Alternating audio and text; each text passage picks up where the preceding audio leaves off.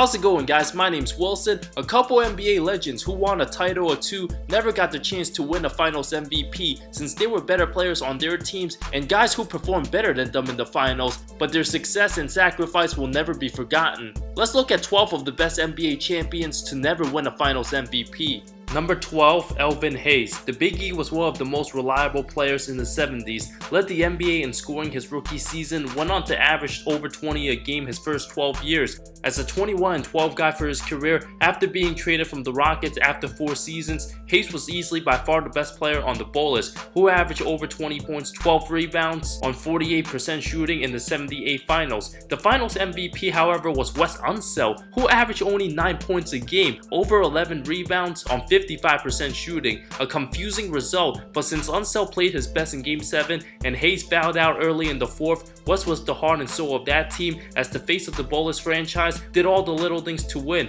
but Hayes is by far the better all-time player, not to mention the fact that he's top 10 in scoring, netting in over 27,000 career points. Number 11, Jason Kidd, who led the Nets to back-to-back finals in 02 and 03 as the lone superstar for the Nets, but he finally won a title with Dallas in 2011.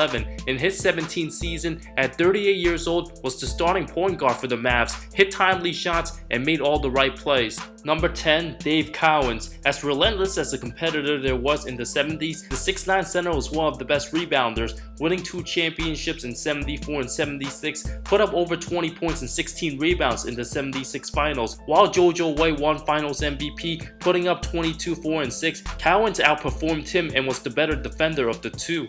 Number 9, Walt Frazier, who helped lead the Knicks to 2 championships in 1970 and 73. Despite his excellence on both ends of the floor, Captain Willis Reed took home finals MVP both times. Admittingly, Frazier was arguably robbed in 70, especially his incredible performance of 36 points, 7 rebounds, 19 assists in Game 7, going 12 of 17 shooting, although it might not have been as iconic as Reed's limping entrance, who motivated the team. Number 8, Kevin McHale, who was overshadowed by the greatness of teammate Larry Bird. The 6'10 power forward was a huge part to the Celtics' 3 championship teams in the 80s. Spent the early part of his career being one of the best 6 man off the bench. Bird earned the finals MVPs in both 84 and 86 at the height of his powers, and McHale came off the bench, put up over 13 points a game in 84, had his best finals performance in 85, averaging over 26 points, 10 rebounds on 60% shooting, played better than Bird that series, but lost to the Lakers in 6. McHale was also sensational, with slight possibility in winning finals MVP in the 86 finals against Houston. Once again, led Boston in scoring at 25.8 points, grabbed 8.5 rebounds, but Bird rightfully won it, averaging almost a triple-double for the series alongside 24 points. Can't argue that. Number 7, David Robinson. The Admiral was one of the best players in the 90s era, and unquestionably a Hall of Famer before his titles. After not being able to get over the hump and missing most of the 96-97 season with injury, luck was on his side. When San Antonio selected Tim Duncan first overall, by that time, Robinson was in his early to mid-30s, was no longer in his prime, was a 16-10 guy in 99. While Duncan was arguably a top 2 player in the league, Tim averaged over 27 and 14 against the Knicks. Robinson did go on to retire as a 2-time champ, beating the Nets in 03 in his final game, while Timmy D was in his absolute prime.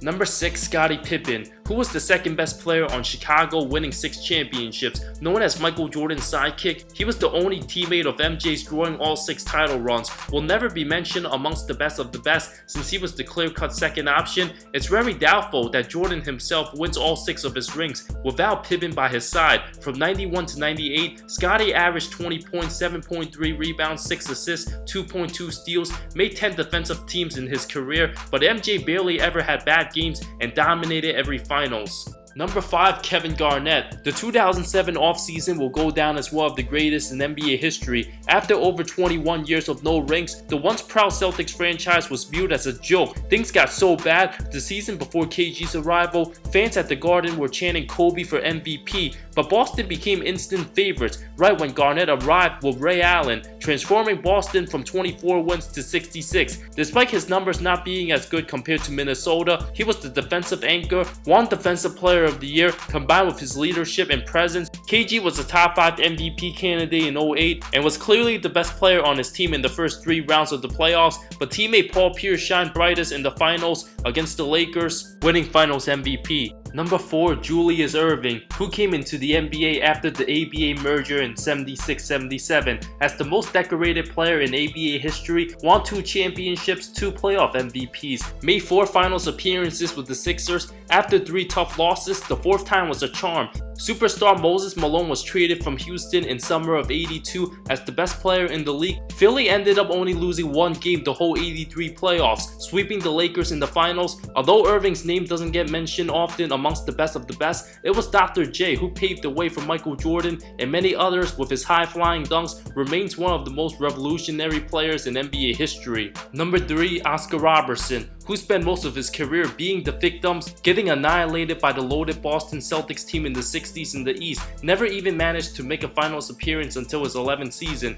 his first year as a member of the Milwaukee Bucks. After the retirement of Bill Russell, Lou Alcindor was already the best player in his 2nd season. The Bucks rolled through the playoffs in '71, sweeping the Baltimore Bullets. Robertson went on to average 23.5 points, 9.5 rebounds in the finals. Number 2, Stephen Curry, who's the centerpiece of the Warriors dynasty, considered the greatest shooter ever, had one of the best individual regular season runs of all time, leading his team to 73 wins in 2016, unanimously winning MVP, won the finals the season before, but lost out to Andre Iguodala in 2015. Steph put up 26, 6, and 5, but apparently wasn't worthy enough. After losing in 2016, Kevin Durant decided to take his talents to Dub Nation. Despite Curry putting up good numbers, KD was clearly better in both the 2017 and 2018 finals, winning the award in back-to-back years. Many experts also believe Golden State was still the favorites against Toronto, but with both Durant and Thompson's injuries, Golden State couldn't three-peat, and Curry, who's 31 years old, will still get plenty of opportunities in finally winning a Finals MVP in the coming future. Number 1, Bill Russell. The Finals MVP is named after Russell for a reason, but he's never won the award himself, only because it wasn't given out until the last year of his championship runs. In 1969, he was 35 years old. Jerry West averaged almost 38 a game, the only time the award went to a player on the losing team. Winning 11 championships in 13 seasons will never be done again, and Russell would have undoubtedly had several Finals MVPs during his career if the award existed earlier. Nonetheless, Russell will always go down as the greatest winner in NBA history.